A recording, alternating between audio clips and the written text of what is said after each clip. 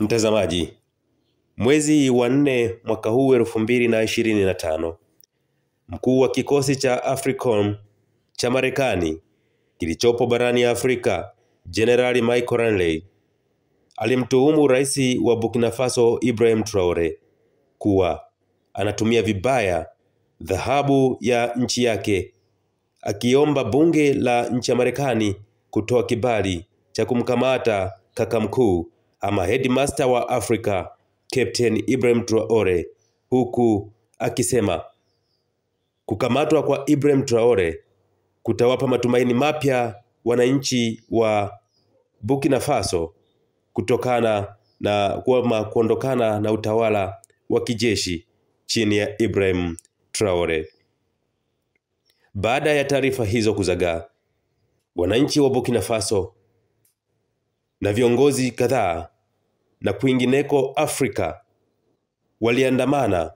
katika kutoa matamko mbalimbali kueleza kwamba hawajaridhishwa na kauli ya Langley kwamba Ibrahim Traore eti anatumia vibaya dhahabu za nchi yake kujilinda yeye binafsi badala kuwalinda wananchi. Hali hiyo ilitokea pia mkanganyiko na mgawanyiko katika bunge la Marekani, baadhi wakisema mtu huyo aondolewe katika kikosi cha AFRICOM kuwa kiongozi wa kikosi hicho,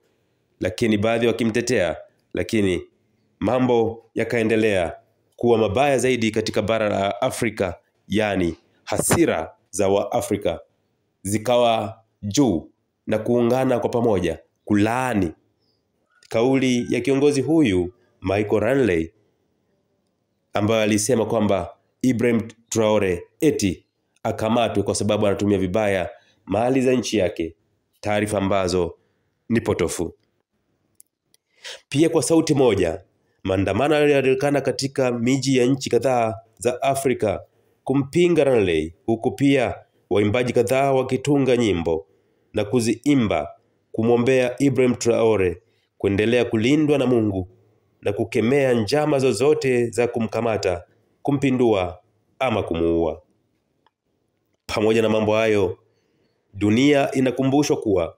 propaganda kama hizo ziliwahi kutumika huko Libya ili kumuondoa Kanali Mohamed Gaddafi, na hakika walimuua Gaddafi, na ndicho hicho ambacho inaonekana wanataka kukifanya pia katika nchi ya Burkina Faso chini ya Ibrahim Traore, ambaye ameamua kusimama na Waafrika wenzake na wananchi wake kutumia vema rasilimali walizopewa na Mungu wao katika nchi yao ya Burkina Faso. Aidha, vyombo vya habari vilivyo huru vinasema kwamba